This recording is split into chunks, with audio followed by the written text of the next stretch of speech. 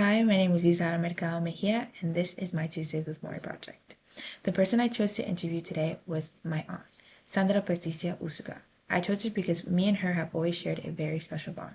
I've always loved visiting her and listening to her stories and words of wisdom.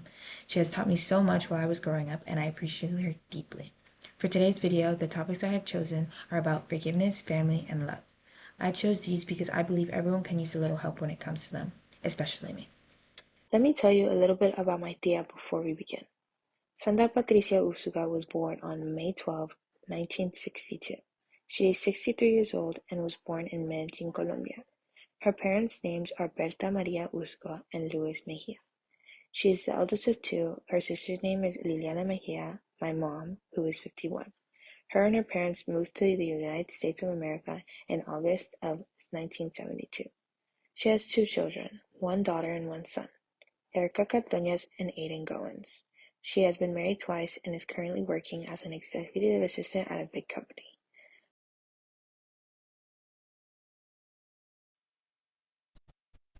How can forgiveness, whether giving it or receiving it, help a person find healing or peace?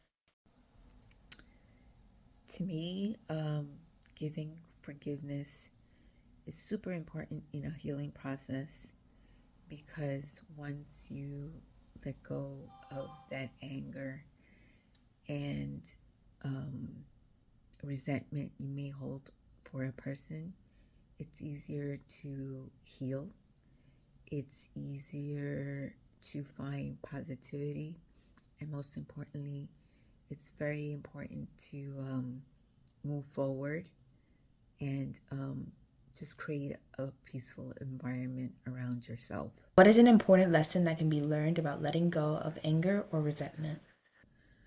Um, Letting go of anger is and resentment is crucial in a healing process because if you don't let go of that anger and that resentment, you will find yourself always in like a negative space, and your healing will take actually longer. And in the end, you're just hurting yourself more than anyone else. Do you think forgiving someone means forgetting what happened, or does it mean something else to you? Forgiving someone does not mean automatically you forget. And I don't think um, they go hand in hand. Forgiving someone is when you let go of those emotions and that hurt that's anyone or any situation has caused you. But I don't believe that in the end you should forget because there is a lesson always there. So if you forgive the person, that is for your own peace. How can it be noticed that love changes and grows even when there are hard times and someone is no longer there? Love changes in it changes with us, and it changes how we view it in the sense that when we are young, I feel like maybe you don't see love can be something very it's very simple and obvious, which is like love from people and friends and maybe our significant other, and that's how we focus on what love is. But as you grow older and you mature, you realize that love can be in lots of places, and it's not always how we love others, but as we learn that how others can love us. You for love to go on through generations or after a loss? There's a saying that I heard once that says, once when we are remembered, we never die.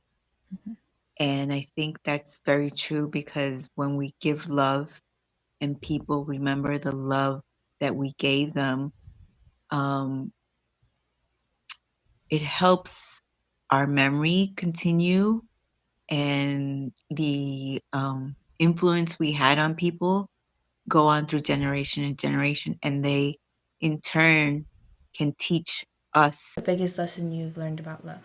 is that love is everywhere.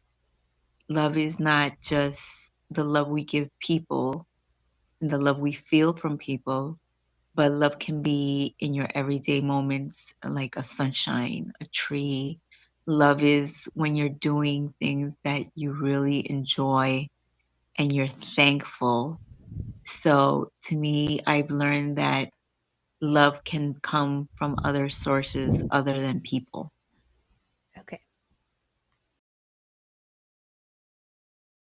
What things are important for a family to stay close and grow well? I think the most important thing for your family to stay close is communication, support, showing your family empathy, and always being there for your family. And not, I'm not saying only in the good times. It's really great when you feel the presence of your loved ones when you're going through difficult moments. Um, just distance, even in a distance, making my presence known to you, and that keeps us close. The oldest, what lessons has it taught you and that you will now hold with you forever?